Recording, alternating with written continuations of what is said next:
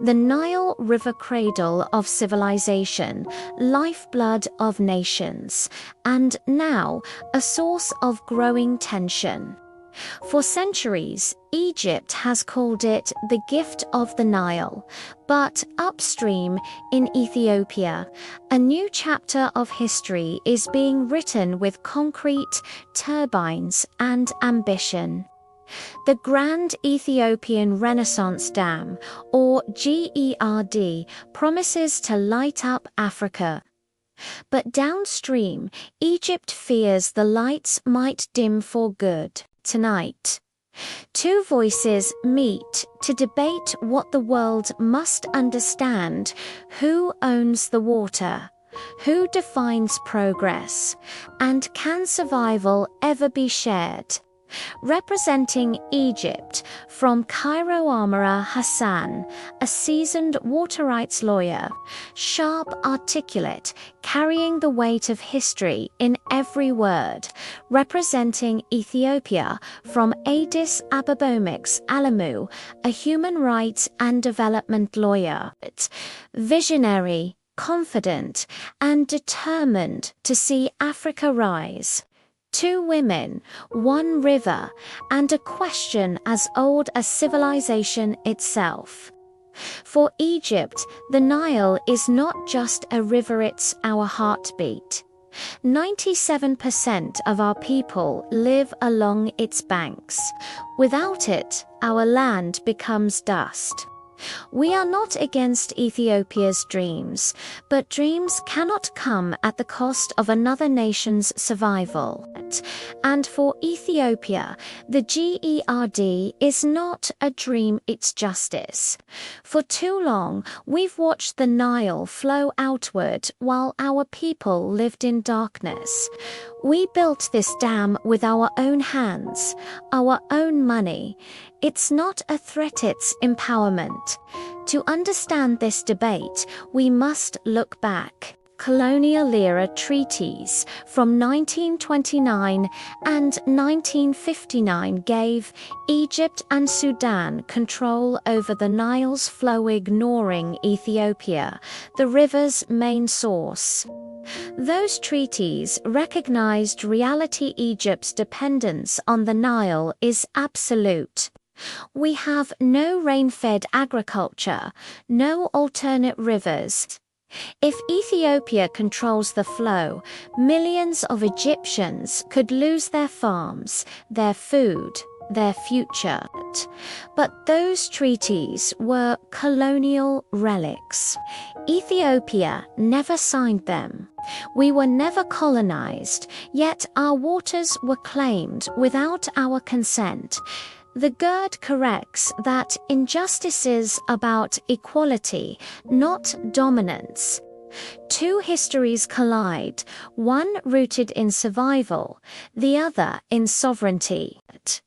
The Grand Ethiopian Renaissance Dam, Africa's largest hydroelectric project, cost over $5 billion.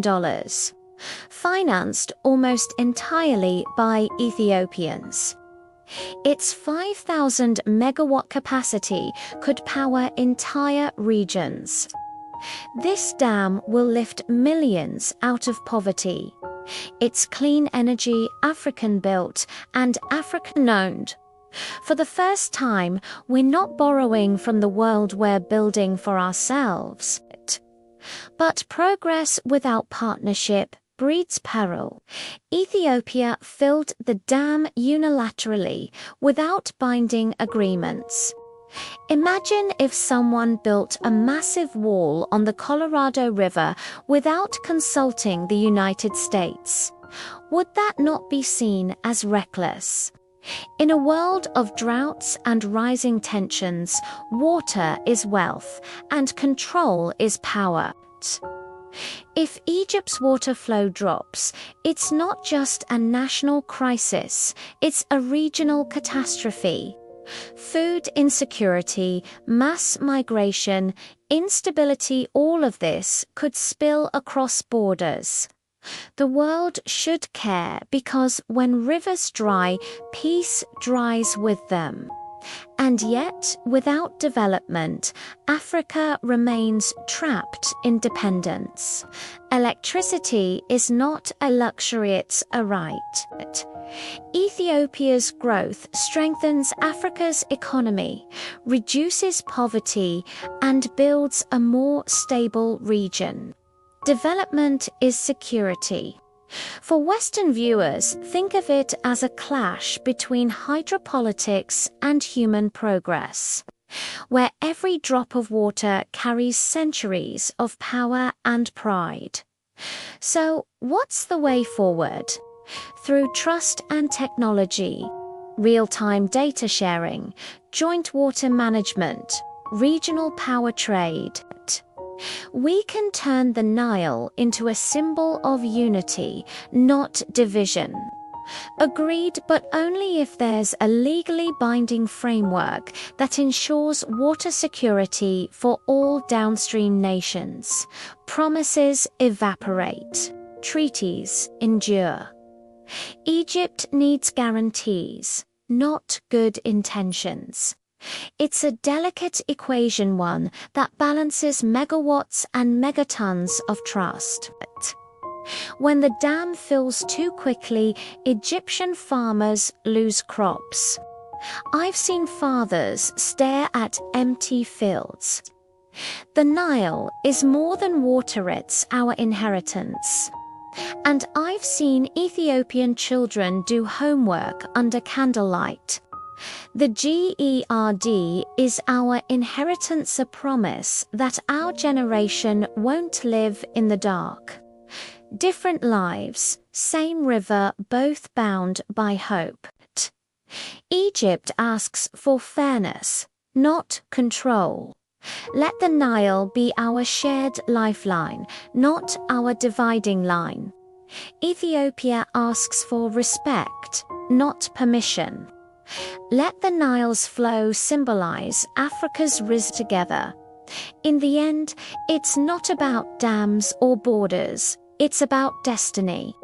The Nile has always flowed north, carrying both life and legacy. Whether it carries peace or peril next is up to us. What an intense and powerful discussion.